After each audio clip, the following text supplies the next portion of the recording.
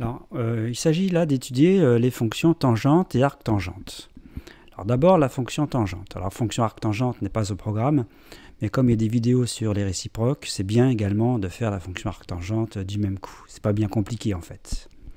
Donc la fonction tangente, on sait qu'elle est définie comme ça. Tangente x, c'est sinus x sur cosinus x.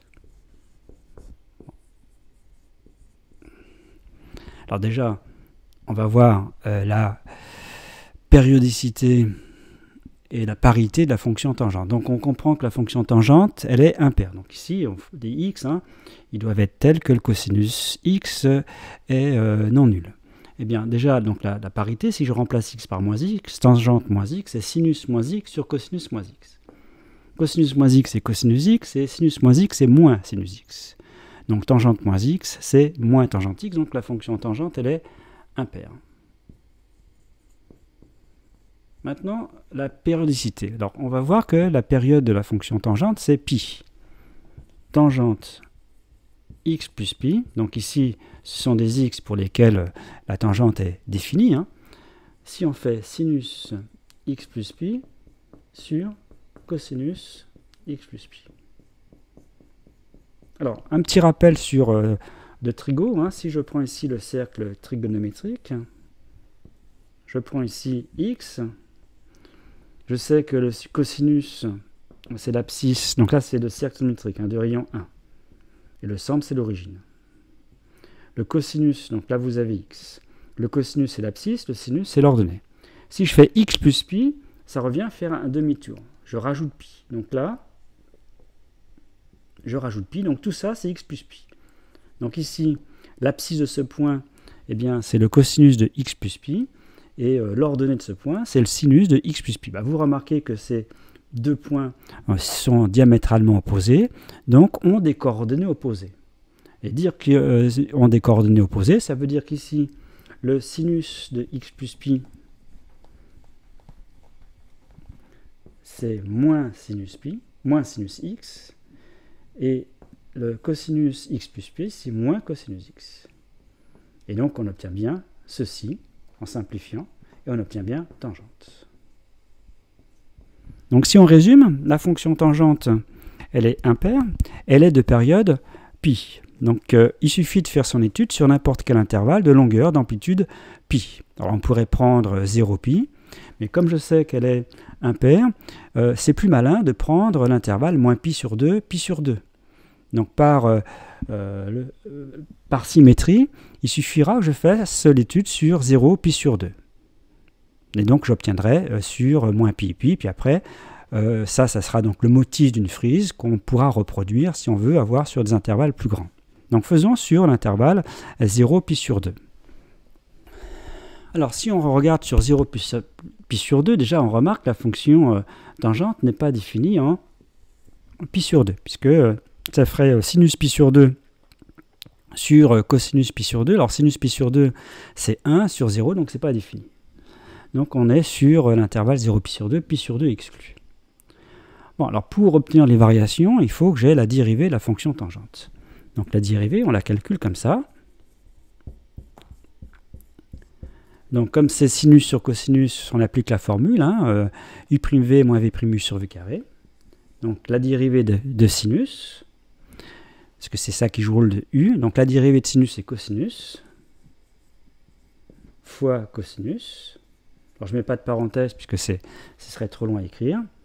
Moins, donc ici je vais avoir besoin un peu de place, cosinus x fois cosinus x, moins, donc moins la dérivée de cosinus x, mais la dérivée de cosinus x, c'est moins sinus x.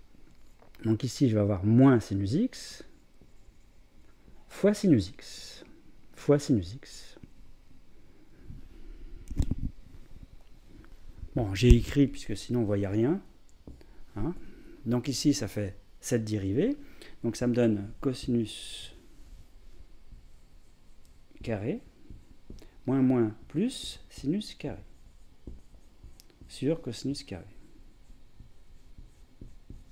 Et cosinus carré x plus sinus carré x, ça fait 1, quel que soit x. Donc ça fait 1 sur cosinus carré. Donc la dérivée de tangente, c'est 1 sur cosinus carré. Donc ici, le cosinus, il est défini, hein, puisque j'ai exclu pi sur 2, et donc cosinus, et c'est non nul, donc, hein, le cosinus, hein, défini non nul, hein, parce que j'ai exclu pi sur 2, donc 1 sur cosinus carré, c'est strictement positif, et la fonction tangente, elle est strictement croissante. Alors en 0, la fonction tangente, elle vaut 0, hein, tangente 0, c'est 0, et on pourrait calculer la dérivée en 0. Donc si je calcule la dérivée en 0, pourquoi la dérivée en 0? Parce que ça me permet d'avoir une tangente en 0. Donc si je remplace x par 0, ici cosinus 0 c'est 1, donc ça fait 1 ici. Bon, reste à calculer ici la limite en pi sur 2 par valeur inférieure. Alors pour la limite ici, j'utilise donc le fait que tangentiste c'est sinus x sur cosinus. Donc je vais prendre ici un x qui tend vers pi sur 2 par valeur inférieure. Donc que fait le cosinus? Bien, je vous rappelle que le cosinus c'est une abscisse. Donc je prends un point ici. Et le cosinus donc tend vers 0 par valeur supérieure. Et toujours pareil, quand x tend vers pi sur 2, le sinus lui va tendre vers 1. Donc 1 sur 0 plus, ça fait plus l'infini. Donc la fonction tangente elle est strictement croissante. Ici la limite en pi sur 2 c'est plus l'infini. Ici on sait que c'est 0. La valeur c'est 0. Et la tangente c'est le coefficient directeur de la tangente en 0, on a dit que c'était 1. Donc là, vous avez déjà une asymptote. Bon, alors on va voir ce que ça donne comme représentation graphique en utilisant GeoGebra. Alors voilà ce que l'on obtient. Alors ici, évidemment, j'ai fait simplement ici l'étude sur 0 pi sur 2. Vous voyez, sur intervalle 0 pi sur 2. Ici. Donc la fonction tangente, elle est bien strictement croissante. Là, vous avez une asymptote dite verticale, hein, c'est-à-dire parallèle à l'axe des ordonnées d'équation x égale pi sur 2. En 0, elle vaut 0. Et là, vous avez la tangente de coefficient directeur 1. Bon, alors, le fait que la fonction soit impaire, eh bien, ça me permet d'obtenir ça de l'autre côté. Donc, du coup, on obtient une autre, ici, asymptote d'équation, cette fois-ci, x égale moins pi sur 2. Donc là, vous voyez, ce qu'on obtient sur l'intervalle moins pi sur 2, c'est le motif de la frise. Ça, c'est le motif de la frise, c'est-à-dire c'est la représentation graphique de la fonction tangente sur l'intervalle moins pi sur 2, pi sur 2. Et comme elle est de période pi, ce motif-là, je le reproduis. Hein, je déplace ça, je translate ça, et j'obtiens comme ça une frise plus complète. On pourrait comme ça faire quelque chose de plus complet, vous voyez. Voilà. Donc nous, ce qui va nous intéresser, c'est uniquement sur l'intervalle moins pi sur 2, pi sur 2. Et maintenant, on va définir la fonction arctangente, qui est la réciproque de la fonction tangente.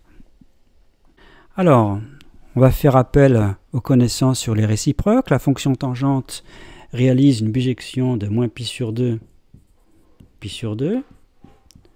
sur R. Pourquoi R? Puisqu'on a vu par symétrie, ça donne bien moins l'infini plus l'infini. Donc c'est une bijection de cet intervalle à celui-ci. D'ailleurs, j'en profite pour dire que c'est ce qu'on avait vu sur les ensembles infinis. Vous avez ici une partie stricte de R. Hein, ça, c'est un intervalle qui est strictement inclus dans R et qui peut être mis en bijection avec R. Ça, c'est caractéristique des ensembles infinis. On peut trouver une partie stricte de cet ensemble qui peut être mis en bijection avec cet ensemble. Bon, c'est une petite parenthèse, c'est sur une autre vidéo.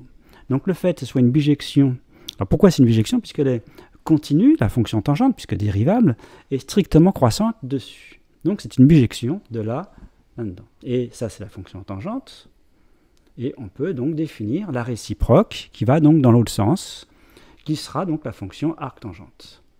Arctangente. C'est la réciproque de la fonction tangente. Donc ici, cette fonction-là, elle est définie cette fois-ci sur R et prend ses valeurs dans l'intervalle moins pi sur 2, pi sur 2.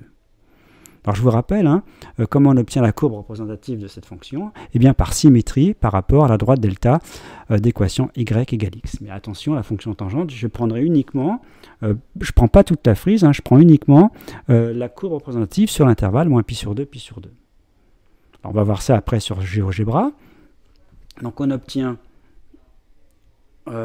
aisément la dérivée d'arctangente. Alors ça, c'est ça qui est intéressant, puisque vous vous rappelez, il y avait une formule générale, si j'appelle ça f et si j'appelle ça g, la formule générale, c'est que G' fois F' de G de X, c'est 1. Donc ici, G, je vais dire que ça c'est G de X, je vais garder G. Hein, et on sait que F c'est tangente. F c'est tangente. Bon, donc ça c'est arctangente, et je cherche la dérivée d'arctangente. Donc c'est la dérivée de la fonction tangente, et la dérivée de la fonction tangente, on avait obtenu 1 sur cosinus carré. C'est-à-dire, on peut l'écrire autrement, c'est cosinus carré plus sinus carré sur cosinus carré. Ça, c'est la dérivée de la fonction tangente. Et on obtient, donc si on divise ça par cosinus carré, ça fait 1, plus sinus carré sur cosinus carré, ça fait tangente carré. Donc je vais l'écrire plus proprement. Donc on fait G' fois F' de G de X, et F', c'est ça. Donc on fait F' de G de X. Donc ici on remplace X par G de X. Donc fois 1 plus tangente de G de X, tangente carrée de ça. On va l'écrire comme ça, et ça c'est égal à 1. Or, tangente, donc ça c'est tout ça qui est au carré. Hein. Vous pourrez l'écrire comme ça. Tangente de G de X au carré. Bon, il y a beaucoup de parenthèses dans cette histoire, donc je fais tangente de G de X, puisque ici c'est tangente X au carré, là c'est tangente G de X au carré. Or, tangente G de X, c'est X, puisque G c'est la réciproque de tangente. Donc ça je remplace par X. Donc on obtient en fait G' fois, tout simplement G' fois 1 plus X carré, c'est 1. Et donc G', c'est-à-dire la dérivée d'arctangente, bah c'est 1 sur 1 plus X carré. Donc voilà la dérivée de arctangente, c'est 1 sur 1 plus X carré. Donc vous remarquez d'ailleurs que cette fonction prend des valeurs strictement positives. Donc la fonction arctangente, elle est strictement croissante. Donc elle est strictement croissante sur moins l'infini plus l'infini. Et elle prend ses valeurs dans moins pi sur 2, pi sur 2. Là on va regarder avec jauge des bras ce que cela donne. Alors ici, vous avez donc la fonction tangente, donc je prends uniquement entre, vous voyez ici, moins pi sur 2 et ici, pi sur 2. Donc je m'intéresse uniquement à la représentation graphique ici de la fonction tangente, ici, cette partie-là. Et donc j'ai le point A ici, et je vais obtenir donc son symétrique par rapport à delta. Donc ici, delta, c'est la droite d'équation y égale x, c'est d'ailleurs aussi la tangente à la fonction tangente, tangente, oui, c'est deux fois qu'on utilise tangente, au point d'abscisse 0. Donc je vais déplacer le point A et je vais donc afficher le point A' ici, qui est donc un point de la représentation graphique de la fonction arctangente. Alors ici, ce que je vais faire quand même pour que ce soit quand même mieux, c'est d'afficher la trace. Ici, j'affiche la trace. Bon. Voilà. Et